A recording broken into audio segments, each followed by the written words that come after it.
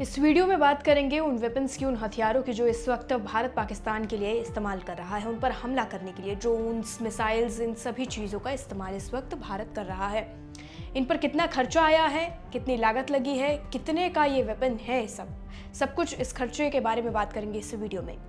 भारत और पाकिस्तान के बीच बीते 4 दिन से जबरदस्त संघर्ष देखने को मिल रहा है। भारत की ओर से पाकिस्तान में आतंकी ठिकानों पर मिसाइलें छोड़ी जा रही हैं, तो पाकिस्तान ने भी भारत पर ड्रोन और मिसाइलों से जबरदस्त अटैक किया। इस दौरान ये देखा गया कि भारत के ज्यादातर हमले पाकिस्तान नहीं रोक पाया। दूसरी ओर पाकिस्तान की मिसाइल और ड्रोन दोनों ही उनको भारत हवा में ही मार गिराने में कामयाब रहा है। इसने एयर डिफेंस की ताकत को दिखाया है। भारत की हालिया संघर्ष में पाकिस्तान पर बढ़त की वजह उसके पास बेहतर एयर डिफेंस सिस्टम के होने को माना जा रहा है। दोनों देशों के इस संघर्ष ने एयर डिफेंस सिस्टम की इंपॉर्टेंस को लेकर फिर से एक बहस छेड़ दी है। ये पूछा जा रहा है कि किस देश के पास बेहतर एयर डिफेंस है। दुनिया के सबसे अच्छे एयर डिफेंस सिस्टम की जानकारी आज हम आपको देंगे और भारत का इस पर खर्चा कितना हुआ है, पूरी जानकारी। सबसे पहले S-400 डिफेंस सिस्टम की बात कर लेते हैं। भारत ने ये डिफेंस सिस्टम जो है रशिया से खरीदा है। रशिया S-400 ट्रायम्फ सिस्टम को अल्माज सेंट्रल डिजाइन ब्यूरो ने बनाया है। S-400 को दुनिया के सबसे शक्तिशाली और उन्नत एयर डिफेंस सिस्टम में गिना जाता है। ये सिस्टम आधुनिक रडार, पता लगाने और निशाना लगाने वाले सिस्टम से लैस है। ये विमानों, क्रूज और बैलिस्टिक मिसाइलों के खतरों से निपट सकता है। इस सिस्टम की ज्यादातर ऊंचाई की अगर हम बात करें तो 56 किलोमीटर है और 40N6 मिसाइल के साथ ये 400 किलोमीटर तक की दूरी तक अपना हथियार फेंक सकता है, यानी कि हमला कर सकता है। ये एक साथ 300 टारगेट को टैग कर सकता है और उन पर हमले कर सकता है।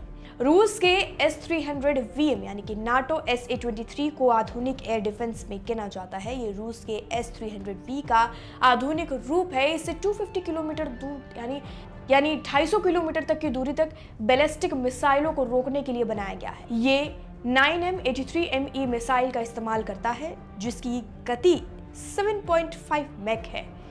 ये एक साथ 16 बैलिस्टिक लक्ष्यों यानी टारगेट्स या फिर 24 विमानों को मार सकता है।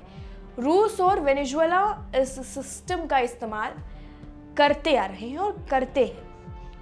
अब जान लेते हैं कि अब तक भारत का इसको लेकर खर्चा कितना हुआ है, इसकी बात कर लेते हैं। 48N6E3 250 किलोमीटर रेंज वाली तेज मिसाइल, 49.6E 400 किलोमीटर रेंज वाली सबसे लंबी मिसाइल, 9M96E और 9M96E2 छोटी दूरी की सस्ती और तेज मिसाइल। इनमें 40N6E सबसे महंगी और ताकतवर है। एक S-400 मिसाइल की कीमत 2.5 करोड़ से 8.3 करोड़ रुपए तक हो सकती है और 49N6E की कीमत 8 से 16 करोड़ रुपए तक की हो सकती है। इन मिसाइलों की कीमत ज्यादा है क्योंकि इनमें हाईटेक सेंसर, सटीक नेविगेशन और आधुनिक इंजन शामिल है। ये सिस्टम कई टारगेट्स को एक साथ ट्रैक करके उन्हें खत्म कर सकता है। लेकिन विशेषज्ञ ये कहते हैं कि अगर 20 लाख के सस्ते ड्रोन को 8 करोड़ की मिसाइल से मार गिराया जाए तो ये घाटे का सौदा है। इसीलिए कई देश अब सस्ते एंटी ड्रोन सिस्टम पर ध्यान दे रहे हैं। तुर्की ने रशिया से 4 S-400 बैटरी 2.5 अरब डॉलर में खरीदी, जिसमें 144 मिसाइलें शामिल थी। इसमें लॉन्चर, रडार और बाकी उपकरण भी शामिल थे। लेकिन एक मिसाइल की कीमत लगभग 5 से 1 मिलियन डॉलर मानी जाती है। अब बात करते हैं भारत के एक और ताकतवर हथियार की, जिसका नाम है ब्रह्मोस सुपरसोनिक क्रूज, जो भारत के पास मौजूद है। हमले में ब्रह्मोस मिसाइल का इस्तेमाल हुआ है या नहीं, इस बारे में कोई आधिकारिक बयान नहीं आया है। अगर इस्तेमाल हुआ तो ये पहली बार होगा जब ये क्रूज मिसाइल वॉर में इस्तेमाल होगी। हैमर और स्काल्प मिसाइलें जो सटीक निशाना लगाने वाली मिसाइलें हैं, भारतीय वायुसेना के राफेल लड़ाकू विमानों से दागी जा सकती हैं। वहीं ब्रह्मोस मिसाइल परियोजना के खर्चे की बात करें तो भारत ने इस पर कुल खर्चा लगभग 300 करोड़ रुपए का किया गया है, जिसमें लखनऊ में मिसाइल उत्पादन इकाई के निर्माण के लिए खर्च शामिल है। ये इकाई ब्रह्मोस एरोस्पेस द्वारा स्थापित की गई है और इसे डिफेंस इंडस्ट्रियल कॉरिडोर में बनाया गया है।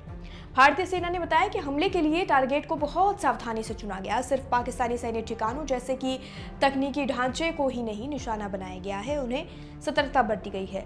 स्कर्दू का पाकिस्तान वायुसेना अड्डा उत्तर में होने की वजह से रणनीतिक रूप से अहम है और भोलारी अड्डे पर फाइटर स्क्वाड्रॉन्स और ट्रेनिंग सेंटर हैं। इन दोनों को भारत ने भारी नुकसान पहुंचाया है। सभी चुने गए टारगेट पाकिस्तान के अंदरूनी इलाकों में थे। मुरीद का वायुसेना अड्डा चकवाल जिले में है, जहां ड्रोन और मानव रहित हवाई वाहन रखे जाते हैं। रफीकी अड्डे पर पाकिस्तानी वायुसेना के मॉडर्न फाइटर एयरक्राफ्ट है और हाल के दिनों में ये एक्टिविटीज का केंद्र बना हुआ है।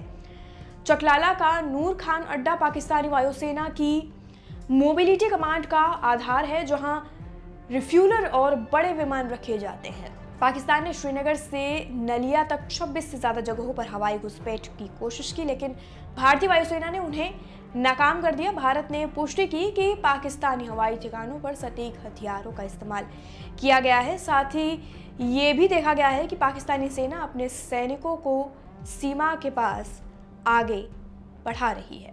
फिलहाल के लिए इस वीडियो में इतना ही। बाकी जानकारी के लिए और अपडेट के लिए देश दुनिया से जुड़ी सभी खबरों के लिए जुड़े रहिए और देखते रहिए लोकमत हिंदी।